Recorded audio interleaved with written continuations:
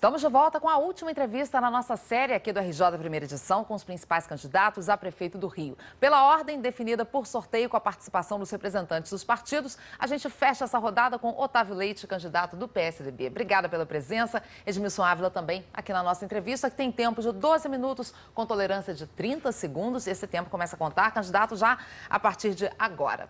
Candidato, o senhor foi vice-prefeito de César Maia entre 2005 e 2006 e costuma dizer que ele deu uma caneta sem tinta para justificar o fato de o senhor não ter tido uma atuação muito destacada durante esse período como vice-prefeito. Agora, eu queria lembrar aqui outros casos de vices que tiveram um papel importante, ainda que às vezes um papel político importante. Por exemplo, o ex-vice-presidente José Alencar, o ex-vice-governador Luiz Paulo Corrêa da Rocha, até Eider Dantas, que foi vice-prefeito, com César Maia também. O fato de o senhor usar isso, dizer que recebeu uma caneta sem tinta, isso não é um sinal de que lhe falta força política? Bom, muito boa tarde a todos. Eu queria primeiro registrar a minha satisfação e nessa feliz coincidência de hoje ser o dia 21, que é o Dia Nacional de Luta das Pessoas com Deficiência. Essa é uma bandeira que eu abraço desde o meu primeiro mandato como vereador e eu queria homenagear todos que lutam, se dedicam e vêm ao longo dos anos batalhando por essa causa, inclusive meu vice. E eu pego desse gancho para entrar no César Maia. E, de fato, eu não tive maiores poderes, eu pouco decidi.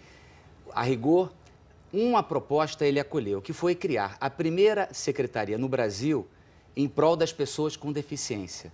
Então, aquela fase foi uma fase de dificuldade do ponto de vista daquilo que eu queria fazer e não conseguia, mas ao vice dado um espaço que depende das conexões que ele tem com o titular. No caso ali, eu não tive... Mas significa ali uma falta de força política, então, para o senhor? O senhor sente que foi enganado pelo prefeito César Maia? Porque os senhores negociaram ali, né, aliança, programa de governo, e no final, depois, se viu com uma caneta sem tinta.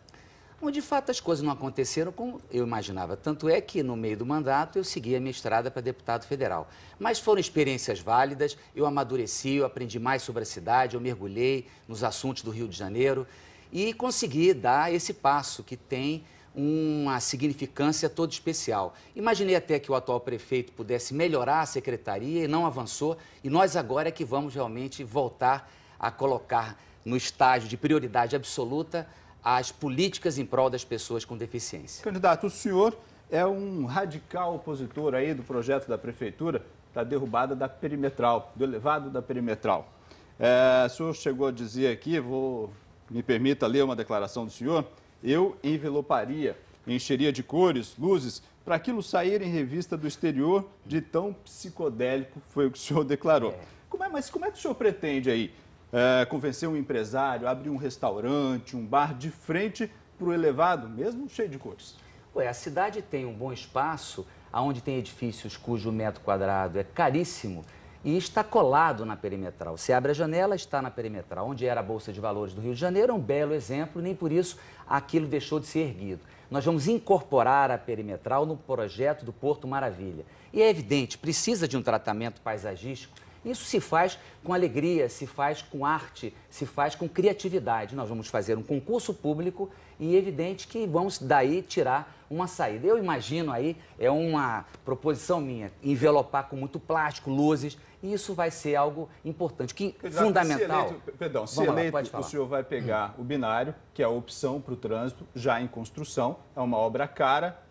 O senhor vai interromper essa obra? Não, essa obra vai prosseguir, porque aquela região vai crescer muito do ponto de vista do adensamento. Mais pessoas vão passar por lá todos os dias. Hoje já passam pela perimetral 100 mil veículos. A solução de tráfego oferecida pelo atual prefeito, ela é inconsistente. Nós vamos permanecer a perimetral e isso vai ser muito bom porque vai poder expandir tudo. Perdão, mas o caro é o túnel, não só a derrubada do elevado, mas o senhor vai gastar duas vezes, então? Não, o caro já começa a jogar fora 600 milhões, que seria o valor atual, do que custou em 74 o que o país investiu naquele elevado de 5,5 km, que hoje é fundamental para milhares de pessoas passarem por lá. A solução viária proposta, ela é inconsistente. Nós vamos incorporar o elevado perimetral, sem dúvida nenhuma, ao projeto Porto Maravilha, e é a sensatez. 1,5 bilhão para derrubar é um absurdo. O Rio tem outras prioridades, como saúde e educação. Pois é, candidato, falando exatamente de uma dessas prioridades, saúde, hoje um médico contratado de uma clínica da família por uma OAS, Organização Social, ganha em média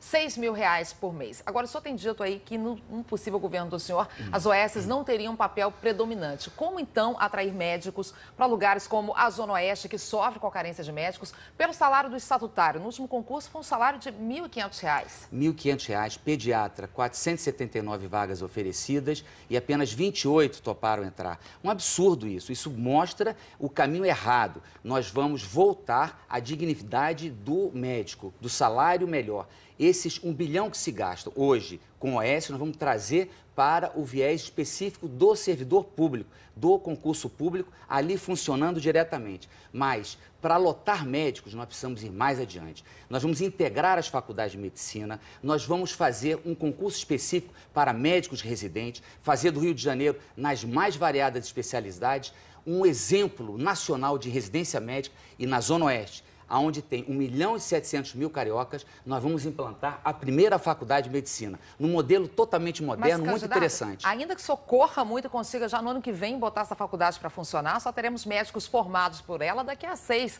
7 anos. E até lá, como é que fica? Por isso que eu falei, primeiro vamos fazer concurso público. Necessários serão pelo menos uns 2.000 Mas mesmo no último concurso, foram oferecidas 1.700 vagas e só 554 foram preenchidas. Era um salário de R$ 1.500. Por uma razão muito simples, o salário aviltante. É o que está acontecendo também na educação. Muitos professores do Rio de Janeiro acabam indo dar aula em outros municípios porque estão ganhando mais. Então, o que se paga na OAS tem que se pagar para o médico estatutário, para o médico concursado. O que eu não sou contra é que outros insumos para fazer o hospital funcionar sejam terceirizados. Aí sim, você pode ter exames, organização do hospital, mas o médico que está ali atendendo a população, ele tem que ser prestigiado e tem que ter um bom salário. O candidato, a saúde está diretamente ligada ao saneamento básico.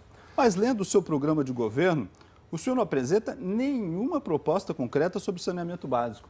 Segundo o IBGE, no censo de 2010, quase 200 mil domicílios ainda não têm ligação com a rede de esgoto ou a rede pluvial. O senhor considerou importante esse assunto? Não, é ao contrário, que é isso.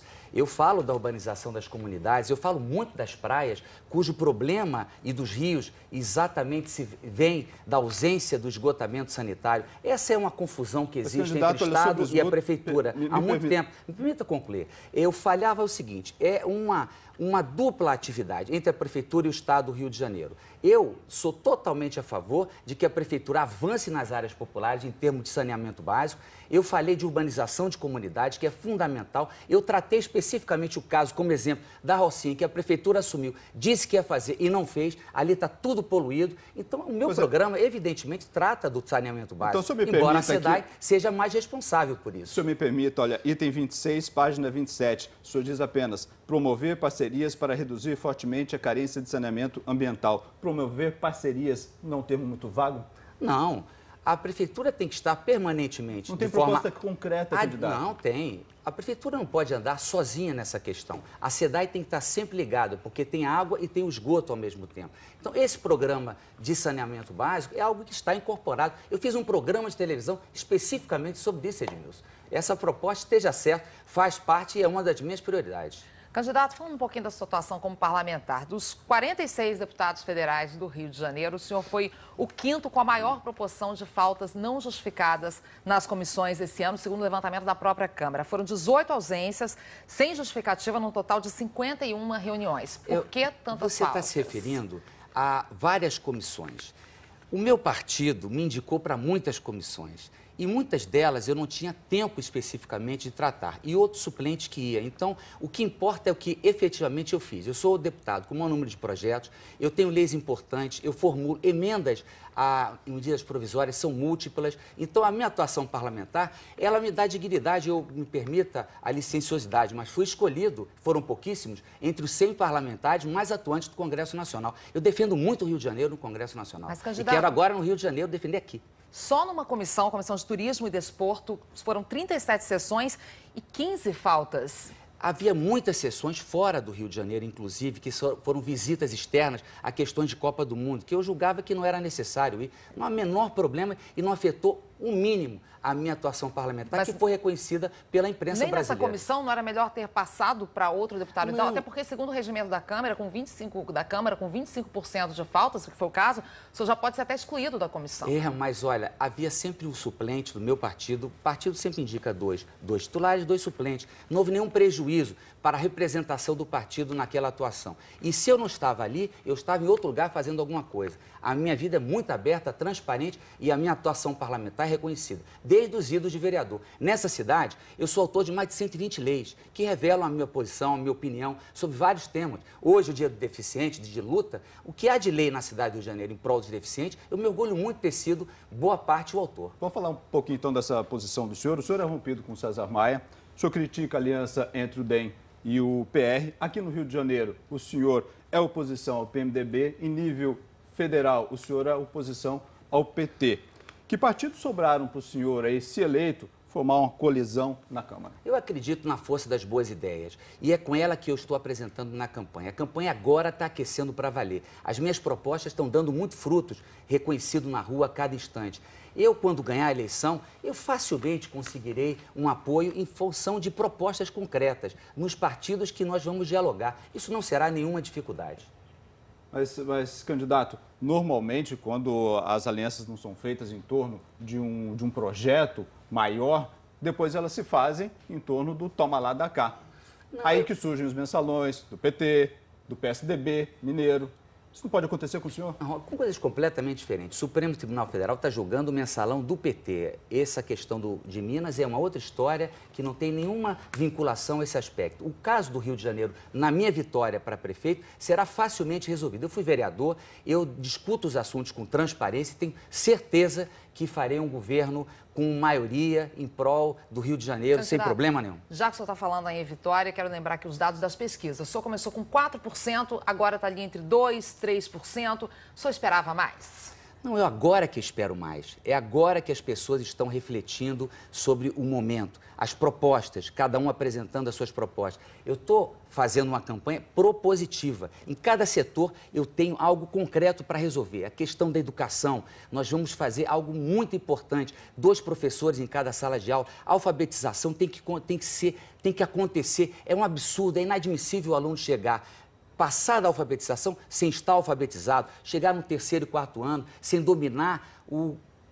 conteúdo pedagógico ali pertinente àquela série. Então, nós vamos trabalhar a educação como um todo, creche para todo mundo, pré-escola, há recursos para isso, a Prefeitura tem recursos, vamos voltar os 500 milhões para a educação que foram desviados. Há muita possibilidade de realizar em função dos recursos que nós temos e da nossa capacidade. Estouramos quase aqui, já passamos 12 minutos, dentro dos 30 de tolerância. Muito obrigada pela presença, pela participação aqui na RJ Primeira Edição. Boa sorte aí na campanha. Muito obrigado.